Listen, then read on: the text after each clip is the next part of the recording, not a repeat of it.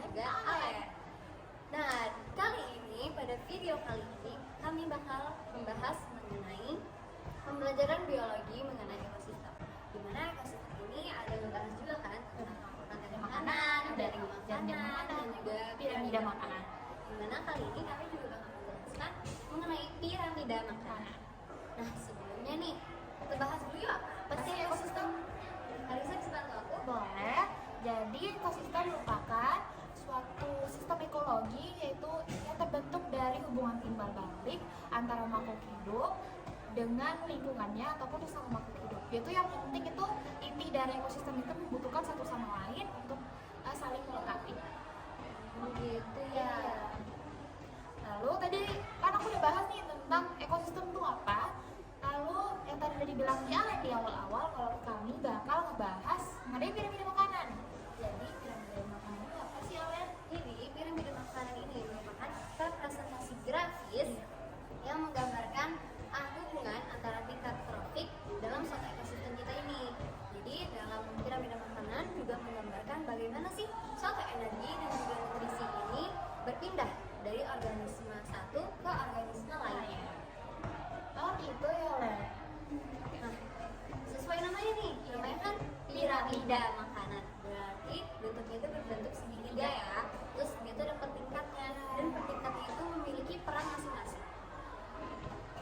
Dan di dalam piramida makanan ini terdapat 3 komponen ya. Pertama ada produsen, kedua itu ada konsumen, dan ketiga itu ada pengurai atau pelakon.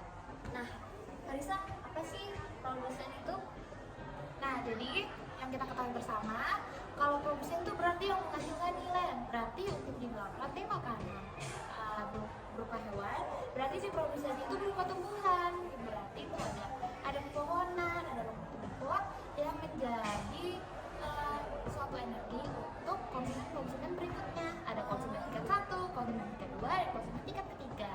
Berarti produsen ini merupakan makhluk hidup yang dapat membuat makanan sendiri ya? Jadi cara si produsen membuat makanan itu melalui yang namanya proses fotosintesis. Jadi si produsen ini membuat proses fotosintesis tersebut dengan mengambil cahaya matahari ini diserap oleh si produsennya, lalu diubah menjadi energi kimia untuk menghasilkan nutrisi. Oh gitu ya. Iya. Aku jadi ngerti nih. Nah, selanjutnya aku bakal bantu Karisa menjelaskan apa sih konsumen. Jadi sebelumnya konsumen itu terbagi menjadi 3 ya. Pertama ada konsumen tingkat pertama, konsumen tingkat kedua, dan juga konsumen tingkat ketiga. Nah, aku akan menjelaskan apa sih itu konsumen tingkat pertama.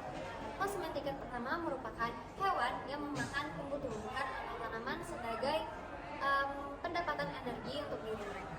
Jadi bisa kalian tangkap kalau hewan-hewan yang berada di konsumen pertama ini merupakan hewan yang penting di mana mereka akan membantu mentransferkan energi dari tingkat pertama ke tingkat kedua. Nah, selanjutnya ada konsumen tingkat kedua yaitu Itu aku akan bahas konsumen tingkat kedua. Jadi peran si konsumen tingkat kedua itu yaitu memakan hewan di konsumen pertama, yaitu hewan berupa herbivora yang memakan tumbuh-tumbuhan, lalu diserap tuh energinya, tapi nggak diserap doang, tapi bakal ditransferkan ke si konsumen tingkat ketiga untuk menjadikan energi bagi si konsumen tingkat ketiga dengan cara dimakan oleh si konsumen tingkat ketiga.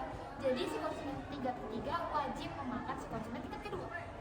jadi dari produsen dimakan oleh konsumen tingkat pertama, lalu dimakan oleh konsumen tingkat kedua, dan lalu akan dimakan kembali dengan konsumen tingkat ketiga.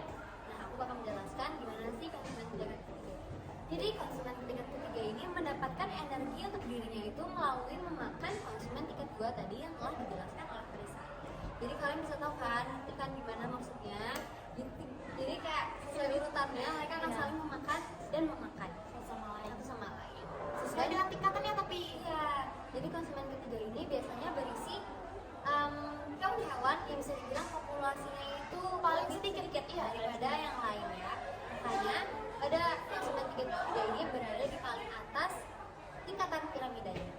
Nah, selanjutnya konsumen tingkat ketiga ini akan mengalami pelapukan dan juga penguraian. Di mana setelah konsumen ketiga mati, mereka itu akan melakukan atau mengalami penguraian dan juga pelapukan. Karisa, bisa bantu aku gimana cara